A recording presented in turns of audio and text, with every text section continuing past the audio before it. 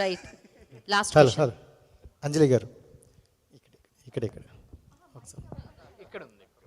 Yeah hi అండి, this is Rajesh. Hi Rajesh. So actually అది 50 movies అంటే నాట్ ఈజీ జోక్.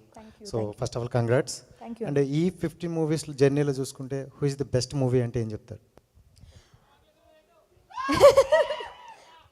అది నాకు ఎప్పుడు ఉంటుంది, అది నా ఫేవరెట్ మూవీ అంటే ఇంక అంతే కదా. సీతమ్మ వాకిట్లో సీత క్యారెక్టర్ కూడా సీత.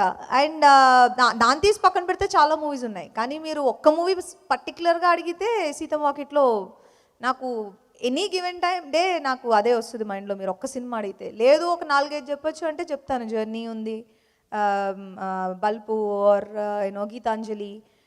సో బట్ ఒక్క పర్టికులర్ మూవీ అంటే సీతమ్మ వాకిట్లో. అంటే హీరోయిన్గా ఎంట్రన్స్ అవుతున్నప్పుడు ప్రతి ఒక్కరికి కూడా యాక్టింగ్ చూపించుకునేది ఒక సినిమా పడితే బాగుండు అనుకుంటారు. సో ఈ సినిమా ద్వారా మీకు ఆ స్కిల్ చూపించుకునే అవకాశం ఉందంట?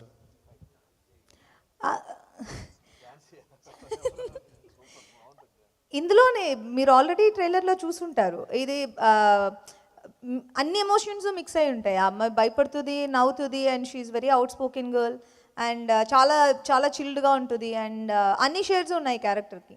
సో మనం ఎంత చేయగలిగితే అంత. లాస్ట్ క్వశ్చన్ శంకర్ అన్న. ఓకే, ఇదే final question. This final question. ఆ తర్వాత మైక్ పాస్. అది ఇంగ్లీష్లో అడగమంటున్నాడు అంతే కదా అన్నా.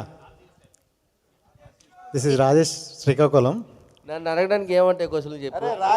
శ్రీకాకుళం అంట. మీ శ్రీకాకుళమా? పర్లేదన్న, అంటే మర్చిపోయారన్న, ఏదో జాస్లు ఉన్నట్టున్నారు. మీ శ్రీకాకుళమా? మన శ్రీకాకుళం. Okay okay. సో అంటే ఫస్ట్లో మీరు జబర్దస్త్ అంటూ ఒక మంచి ప్లాట్ఫామ్ చేసుకుంటూ ఒక గుర్తింపు తెచ్చుకున్నారు. సడన్గా కొంచెం గ్యాప్ అంటూ క్రియేట్ చేసింది. సో ఎందుకు ఆ గ్యాప్ వచ్చింది అనుకోవచ్చండి? అదే కావాలనే, అది కొంచెం ఆ గ్యాప్ మధ్యలో ఇవ్వాలి, లేదంటే బోర్ కొట్టేది. గీతాంజలికి 10 years ఇచ్చేటట్లు మీరు ఇచ్చారన్నా? అంటే కథలు ఎత్తుక్కుంటున్నాను, మంచి కథ దొరకాలి కదా, దానికోసం వెయిట్ చేస్తున్నాను. మరి అదే